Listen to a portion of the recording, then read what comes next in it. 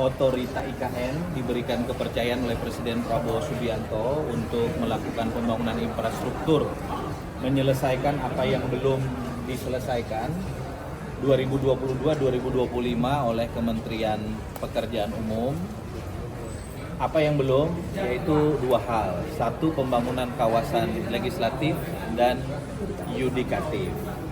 Total anggaran yang dibutuhkan oleh Otorita IKN sampai dengan 2029 48,8 triliun. Yang hari ini tadi Pak Bas menyatakan existing anggaran APBN 6,3 triliun, namun berdasarkan rapat terbatas beliau dengan Bapak Presiden Prabowo Subianto dan menteri-menteri yang lain, beliau diminta untuk mempersiapkan dokumen tambahan anggaran 8,1 triliun sehingga total 14,4 triliun.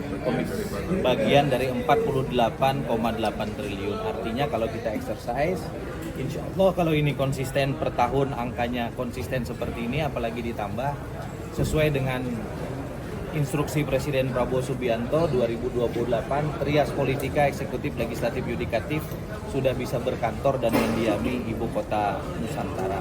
Bagi Komisi 2 DPR RI, kami tentu senang dan sekaligus ini menjawab spekulasi publik hampir 1 minggu terakhir setelah Impres nomor 1 2025 keluar bahwa masa depan IKN kita masih cerah. Silakan Pak Bas. Apa yang ditanya? Pak Bas berarti masih komitmen untuk pembangunan IKN ya Pak? Oh iya, jadi bahkan yang tadi malam yang restrukturisasi anggaran, yang tadinya kami di blokir 4,8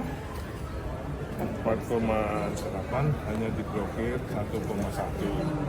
Jadi yang bisa dipakai 5,2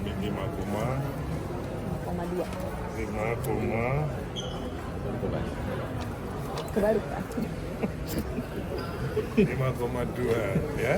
Jadi saya kira nanti ini kami diberi waktu untuk melengkapi dokumen tambahan yang 8,1 sampai besok.